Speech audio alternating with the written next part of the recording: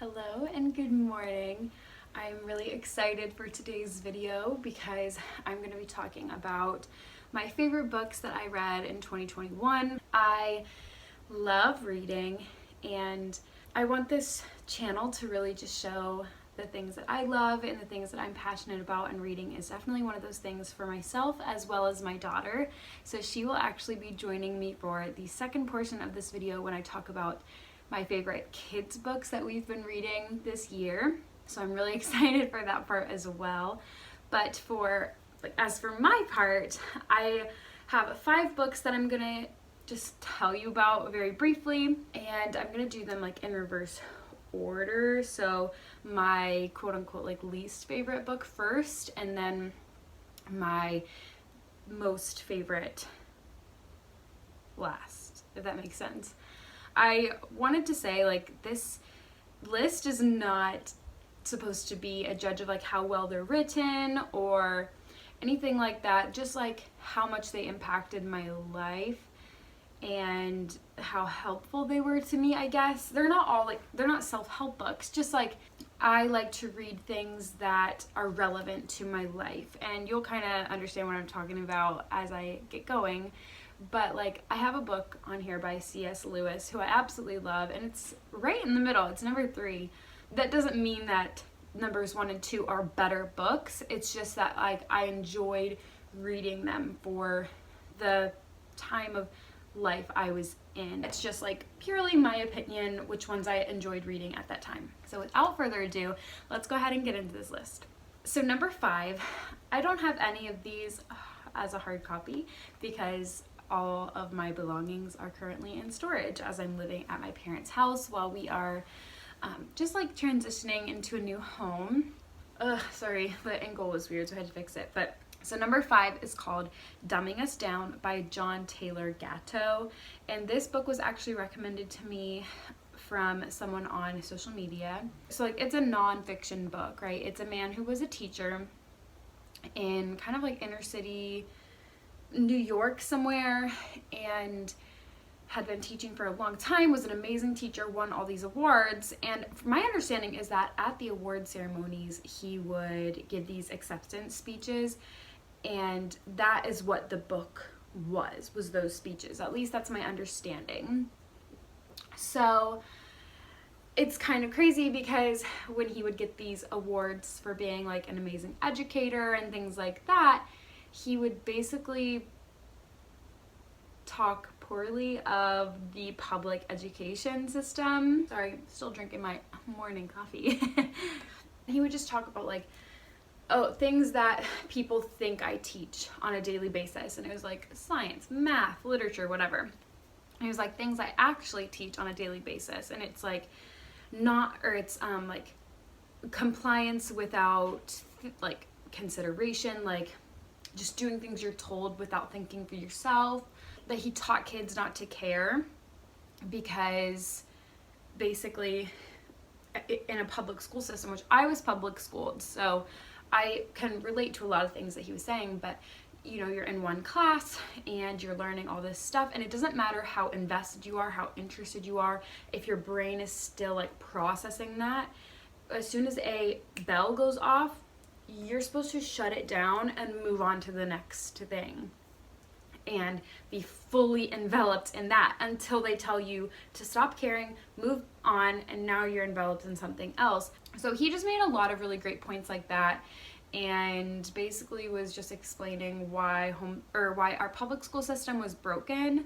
So I won't go into much more detail because I really want you guys to read it for yourself. It was an amazing book, especially if you had children, especially if you're thinking about homeschooling. I think it's a really good read just to get his perspective and see things in a different way. Number 4, I've actually read in the past, and it's called The Return of the Prodigal Son by Henry Nouwen or Nouwen. I don't know. It's a foreign name, but this book I've actually read before. When I was in college, I was in our honors program, which revolved around reading classical literature.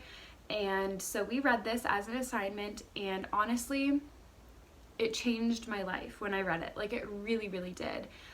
my relationship with God definitely changed. The way that I view God and my relationship to him changed in a very healthy and good way. It was just at a point in my life when that was really what I needed to hear.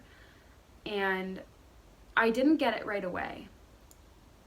I read the book and I was like, yeah, like that was a good book. We made some good points. Like we would discuss it as a class. That's basically like what we did. We read books and discussed them. And, I was like, wow, like that was a lot of great points. I really enjoyed that. But then we went, like the next week, that class, our honors group went on like a retreat, and we actually stayed at what is it called? Not like a convent. Is it called a convent, like where nuns live? I don't know, but that's where we went, to like this place where nuns like worked and lived and worshipped and things. We were just like discussing different things about like our life and like the books that we had been reading, and just like working on like meditating and really focusing on building our relationship with God in a new perspective, and sharing that with the group and each other. That's where everything really changed for me, and I was able to apply that book in a different way, and it honestly changed my life. It was amazing. So I wanted to read that with my husband, which is why I read it again this year. He had never read it, and it's kind of funny because it's actually like a book based on a painting, which is based on parable in the Bible. So it's like, like it's a couple steps removed from the actual parable, but it's a really great read nonetheless. Number 3 is that book by C.S. Lewis. It was Mere Christianity. I feel like this is, out of his philosophy books, like his nonfiction books, I feel like this is his most popular book. And it was a really good read, like I was explaining before. I don't feel like it really touched me or changed my life this time reading it through, but I fully intend to read it through eventually again, and hopefully I'll be able to glean more from it at that point. But yeah, it was a really good read. I recommend that everyone read it, whether you're a Christian or not. If you're not a Christian, it may help you understand Christianity better if you have Christian friends and family. And if you are a Christian, I think it will just kind of help you like question some things and put things in perspective of why we do different things, or why you choose to do different things that are just different amongst like Christians and the Brotherhood. Number 2, this is The Mingling of Souls by Matt Chandler. And I read this with my husband. We try to read books together, so I'll read a book by myself just whenever I feel like reading, and then we try to read books together. We were reading like a chapter every single night, or a couple chapters every single night, but since moving here to Ohio, it's just been a lot different of a schedule, so we haven't actually gotten to do much of it, but it was a really good experience while we were doing it, and hopefully we will start that back up again eventually. But we read this together, and it's actually a book written by this man, Matt Chandler, on Song of Solomon in the Bible. If you don't know, Song of Solomon is like a book of the Old Testament in the Bible. It kind of is very like divisive amongst people. Like some people think it means completely different things. Some people really enjoy it and think it's great. Some people kind of try to avoid it because it is about sex and about like what godly Christian sex is supposed to be. Some people, I think that just like makes them uncomfortable, or they don't know how to approach a conversation like that. But I think the way that Matt breaks it down and talks about it is absolutely amazing, and really helped Adam and I to understand like sex within the context of our marriage and how God was to be involved in that, rather than just like a physical thing, between two people. It's like the difference of just like the physical act and like actually being in love and like mingling your souls, like it's not just physical, it really is like a spiritual thing as well. So I really enjoyed that book, and if you're married or you're engaged and you want to know what God's intention for sex within marriage is supposed to be, I definitely recommend reading that book. So finally, my favorite book that I read this year, which is kind of cheating because I definitely started it last year and I think I read most of it last year. I think I literally read like one chapter this year, but I don't really care. It's my favorite book that I've read, and that is The Lucky Few by Heather Avis or Avis. I'm not really sure how to pronounce her name. This book is absolutely beautiful, and if you are pregnant with a child with Down syndrome, it's a great book for that. But also if you've ever been interested in adopting or hearing people's stories about adopting, if you were adopted, it's a really beautiful read.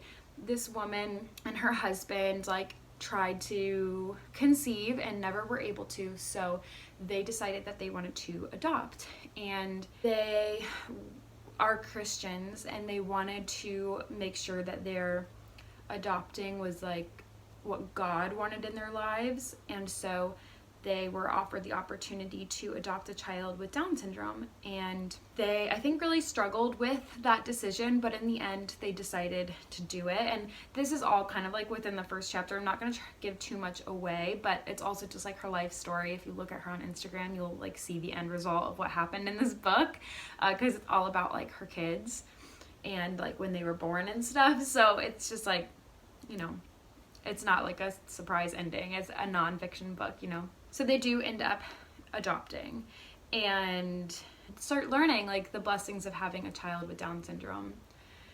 And then they decide to go ahead and adopt 2 more times, and they talk about their stories with all 3 of their kids and like just how they were able to go through some of the trials brought to them, and just like what their experience was. Like with their first child, it was an open adoption, so they still like had a relationship with the birth parents, and just like seeing how beautiful that can be. If you don't know, I'm not sure if I've ever shared it on here, but Adam and I would really, really love to adopt, and we have a daughter with Down syndrome, so it was just a really pertinent book in my life, and still is. Like I would totally reread that again next year. And I probably will, especially like when we start preparing to adopt, just reading it to, you know, just remember what somebody else's journey looked like, get a little bit more insight into what the adoption process is and things like that. She doesn't go like into the nitty gritty of it. It's not like advice on how to adopt. It's just, you know, just like seeing somebody else go through that, I think can be kind of helpful. So, but those are my 5 favorite books that I've read this year, and now just for fun, I'm going to talk about some of the favorite books that we've been reading to Rosie. So let me go get her and I'll be right back. All right, so I have our special guest, and we're going to be talking about her 5 favorite books, not in any particular order, just like the order that they are on in this little pile here. First we have My Little Book About God, and it doesn't actually say who the author is. It just says illustrated by Eloise Wilkin. But we recently got this book, or recently found this book, so we haven't read it through a ton, but the illustrations are just really sweet, and it's very beautifully written, and it just like explains, I don't know, just like the power of God and the love of God, and it's very like comforting and sweet. So I really enjoy reading this book to her. The next one, I really just like this because it's super fun. I do like voices when we read it because it's very like, it kind of encourages that type of reading. I don't know, just like the language in it is very descriptive, and like some of them are like animal sounds and stuff, but not like your typical, like I'm not like barking and meowing. It's like parrot and chick would click clack their beaks, kissing click a clack, click a clack, click a clack, click. I don't know, like it's very, I don't know how you would like explain this kind of writing. It's almost like poetry or something. Like it's very full of literary language and devices, or you know, alliteration, that kind of stuff. But it's just a really fun read, and the illustrations are sweet. It's called If Animals Kissed Goodnight by Anne Whitford Paul, and pictures by David Walker. So we really enjoy this one. Number 3 is kind of a 2-for-1. I feel kind of silly like to have these books, but they're fun. It's Mama and Dada by Jimmy Fallon. Both of them are. And they honestly, like, okay, so they're not very many words. It's just like Dada, moo, Dada, squeak, you know, like, and it goes through all these different animals. But the vocal repetition is like so good for our kids, just to hear Dada, Dada, Dada, and Mama, Mama, Mama over and over really encourages them to say those words and learn those sounds, which is actually like his purpose in writing them. The full title of this book is called Your Baby's First Word Will Be Dada, and this book is supposed to encourage that. This one teaches animal sounds. You know, as well as saying Dada, it says the animal sound that animal makes. And then Mama is a little bit different. It's like the joke is that like babies just say Mama no matter what. Like they don't know how to say anything else. Once they can say Mama, that's all they say. And so this is called Everything is Mama. And so the moms are trying to teach their kids like, hey, this is a son. And the kid just says Mama. And then this one says like, this is a waffle. And the kid says Mama. So it teaches, you know, just different word exposure. This is I Love You to the Moon and Back. This is just a really sweet book and has really pretty pictures. And it's about like the love between a parent and a child. So it basically is just like from the parent to the child saying, I love our time together as we start each happy day. I love our bath time silliness, the way we splash and play. I love to lift you way up high so you feel really tall. And just like basically all the things that they love to do with their kid, and it's really sweet. So then the last book is my favorite and this is The Day God Made You by Rory Feek. I literally have this I literally have this book memorized because I love it so much. It's so beautifully illustrated, like just the colors and like the whimsy, and like it's almost like watercolors, and I don't know, it's very, very beautiful. And Rory Feek actually has a daughter with Down syndrome, I believe. Wrote this book and dedicated it to her. If you read about Rory Feek or you ever heard him do interviews or anything, I think he also, like, his wife passed away from cancer or something like that. So, you know, he's just a very beautiful soul. It just, I feel like, gives the book that much more meaning because you know so much emotion went into writing it. It's not just like something somebody threw out there to make money. Like, it was really like a passion project, a labor of love, whatever you want to call it. But it's just, it's so beautiful. And we read this to her probably more than any other book. So if you're looking for a kid's book to read, this is my highest recommendation. So that is it for our 2021 favorite books of the year. And we are so glad that you could join us and, you know, cozy up with your drink and your PJs and enjoy this video with us. So we will see you guys in the next one. Say bye.